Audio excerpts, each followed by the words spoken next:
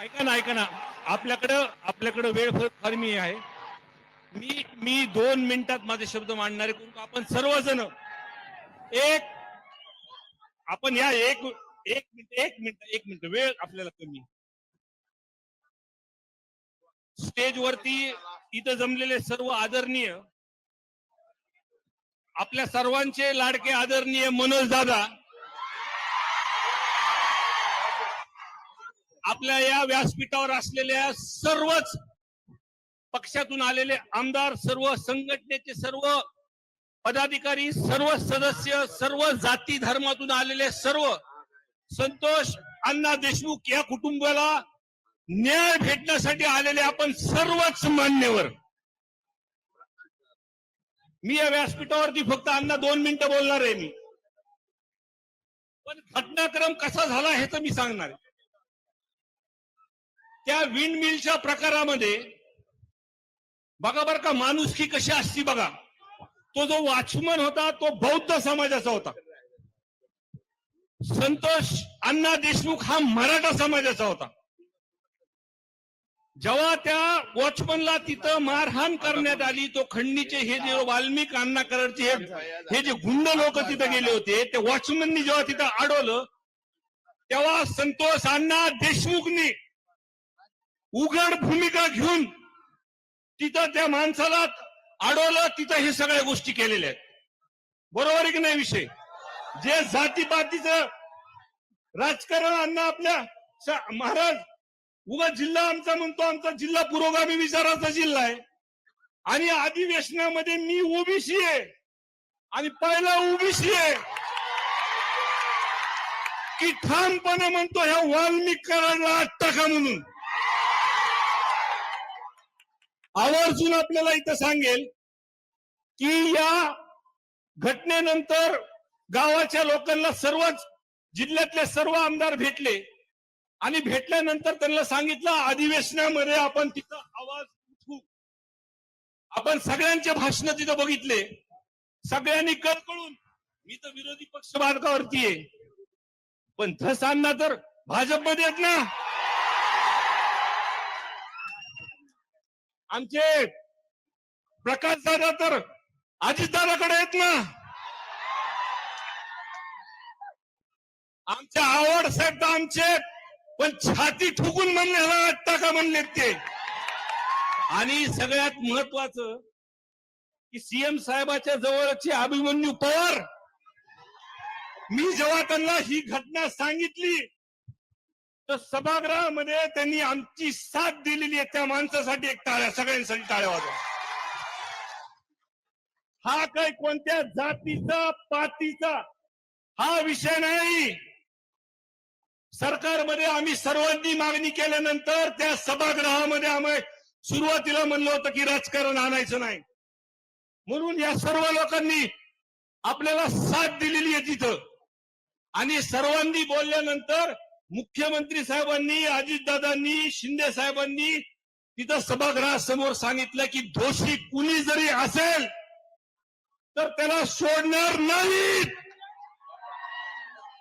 आमचं एक आमदार म्हणून, लोकप्रतिनिधी म्हणून बारीक लक्ष अण्णा, तुम्ही ज्या सभागृहामध्ये ज्या पद्धतीने तुम्ही तिथं बोललात, अजून 5 मिनिटं जर अण्णा जर तिथं बोलले असते तर सभागृह ढस रडलं असतं तिथं. हे सगळं महाराष्ट्राने बघितलंय. त्याच्यामुळं काळजी करू नका. ह्या ज्या माणसांनी, पवार साहेब, अभिमन्यू पवार साहेब, तुम्हाला मी म्हणलं होतं लोकांमध्ये रोष आहे, लोकात शांतता आहे, पण जेव्हा मोर्चा निघेल तुम्हाला दिसेल ह्या कोणता जातीपातीचा मोर्चा नाहीये. ह्याच्यामध्ये हिंदू, मुस्लिम, बौद्ध, 18 पगड जातीचे लोक सगळे या मोर्चामध्ये. एक माणूस आपल्याला गेलेला आहे, आपल्या घरचा माणूस गेलेला आहे, त्याला न्याय देण्यासाठी इथं जमलेले आहेत साहेब. आणि ज्या पद्धतीने सभागृहामध्ये सरकारच्या माध्यमातून घोषणा झाली, एसपी साहेबची बदली झाली, ह्या 2-4 दिवसामध्ये कडक कारवाई होती, हे पण प्रामाणिकपणे आम्ही सांगतो. काही अटक झाले, 2 नंबरचे धंदे बंद झाले, पण सर्वात महत्वाचं साहेब की आमची घडीचा काटा एकाच ठिकाणी अडकतो की या वाल्मिक कराडला त्याला फक्त त्या खंडणीच्या गुन्ह्यामध्ये अजून अटक नाही. पवारसाहेब, दुसरी गोष्ट, त्याचं कनेक्शन डायरेक्ट लागतंय खंडीमुळे 302 मध्ये. 19 दिवस झाले अजून सुद्धा त्याला एका गुन्ह्यामध्ये अटक नाही.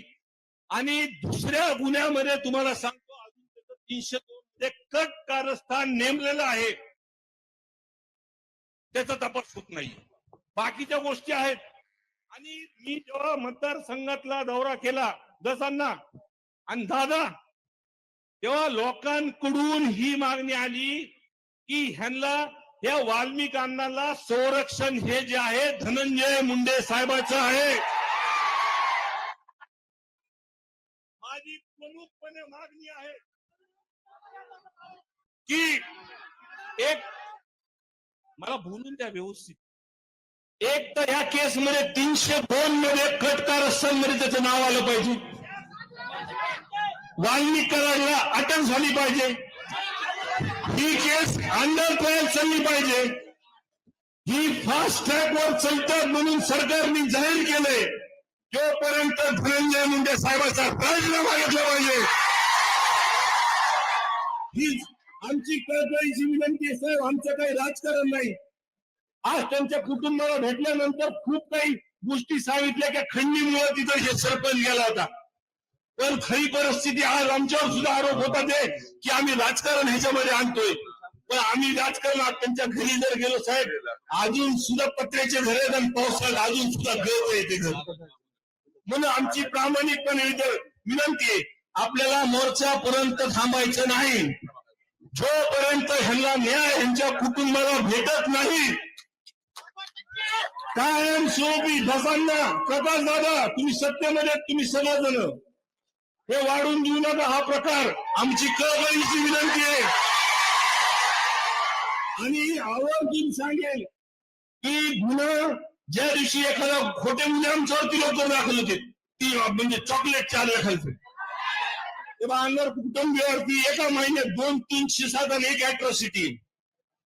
आणि त्या दिवशी सुद्धा तुम्हाला सांगतो 12 तास उशीर लागला. पण आमचे वाघ मनोज दादा तिथं रस्त्यावर बसल्यानंतर त्यांना गुन्हा दाखल तिथं करावा लागला. आणि अशा आम्ही जरी सगळ्या वेगळ्या विचाराचे, भूमिकेच्या, सगळ्या वेगळ्या पक्षात जरी असलो, पण ह्यांना न्याय देण्यासाठी आम्ही एकत्र येऊ, एवढंच या ठिकाणी सांगतो आणि माहिती संपवतो.